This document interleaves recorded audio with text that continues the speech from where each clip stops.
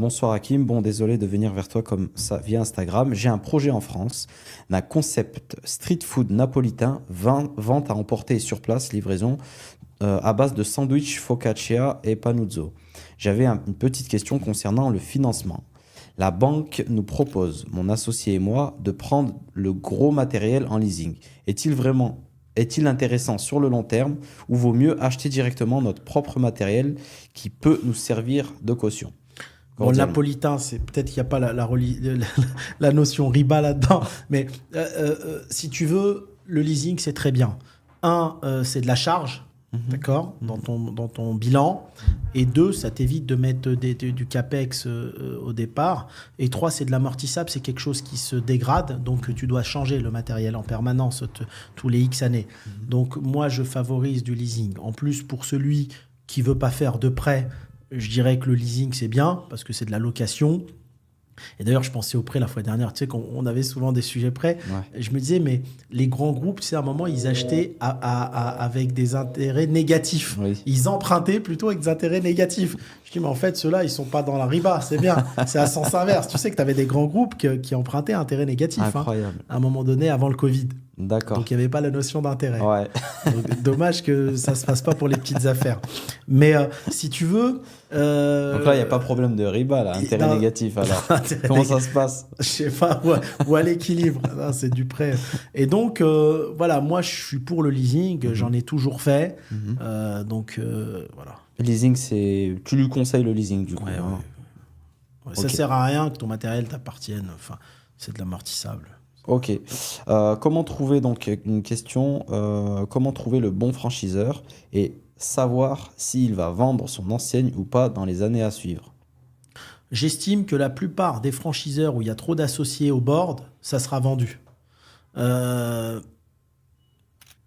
J'estime, moi, c'est mon point de vue, prenez des passionnés. Tu vois, je lis des articles, par exemple, sur Jiffy. Tu connais Jiffy?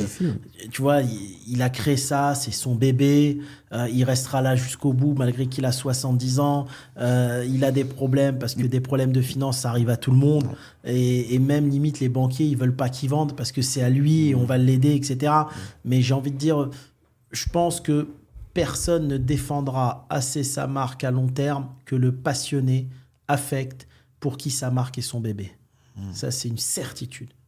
Tu vois, tu regardes des boulangeries comme Blacher ou autre, je veux dire, c'est leur bébé. Donc, quand vous voyez au board qu'il y a 4, 5 associés, etc., à mon avis, ça a vocation à être vendu à un moment. Il y a trop de monde. Tu vois, ouais, il n'y a pas à manger pour tout le monde. Pas assez, en tout cas. Complètement. La franchise esthétique médicale, quel avenir? Parce que tu as une... Esthétique médicale, je connais pas bien ce marché. Nous, on est dans l'esthétique, on est en train de créer avec 2 associés un mastodon dans l'esthétique, avec plein de stratégies, mais ça va être passionnant, là, justement, entre 2025 et 2030, ça fait partie d'une des boîtes, oui. Et ça fait déjà 7 ans que je travaille sur le marché esthétique, mais on a mis en place des choses énormes. Par contre, l'esthétique médicale, je connais pas bien. Médicale, je pense, elle fait allusion à ceux qui piquent, voilà. Ouais, je connais pas bien ce marché-là. Et comme j'aime bien les femmes naturelles, je connais pas. je préfère une moche naturelle qu'une belle refaite. Ok, alors, on en prend une ou deux dernières, carrément. Pour se lancer en franchise, le site pilote doit faire combien au minimum de chiffre d'affaires dans la restauration? Ça veut rien dire. Tu as des modèles à 200 000 qui sont rentables, tu as des modèles à 2 millions qui ne sont pas rentables.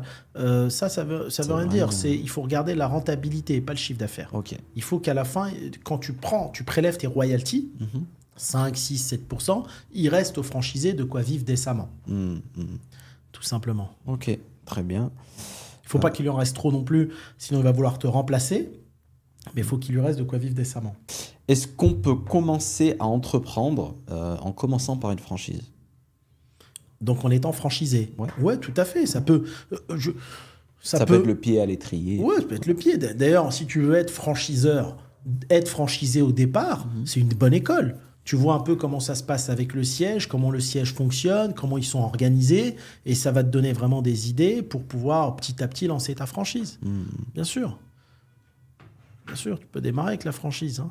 En fait, ça dépend, Wissem, du tempérament des gens. Il y a des personnes, toute leur vie, seront des indépendants parce qu'ils ne veulent pas qu'il y ait quelqu'un qui leur donne des ordres.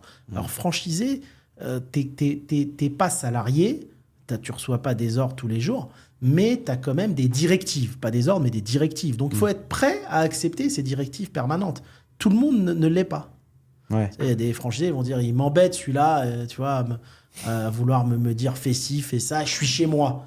T'es chez toi, oui, mais là on a changé les menus, il faut mettre les nouveaux. Ouais, mais je suis chez moi, ça m'est arrivé beaucoup à l'époque. J'ai une idée de menu, je veux mettre le kebab au caviar. On lui dit c'est pas d'actualité, il faut suivre. Nous on a réfléchi, on est plusieurs dans les bureaux.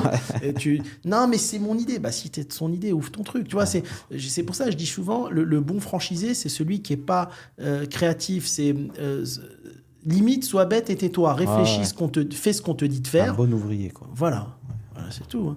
D'ailleurs, le franchisé McDo de Marseille, pourquoi il a été viré? Une des raisons, il a voulu faire le Macarabia. Ils lui ont dit non, non, on n'est pas à Marrakech, on est à Marseille. Tu vois, et c'est comme ça que ça a démarré. T'as aussi le McDo, à l'époque, quand les premiers franchisés de McDo ont été choisis, ils ont eu ces problèmes-là où les mecs ils commençaient à faire du poulet frit, etc. Non, mais ça arrive encore, hein, attention. Et c'est à ça où il faut faire attention. Il faut que les franchisés comprennent, voilà, il y a une image de marque, il faut la respecter. Et généralement, les idées que vous avez en tant que franchisé, remontez-les au franchiseur. Après, il en fera ce qu'il veut. Mais il faut respecter la ligne de conduite, quoi.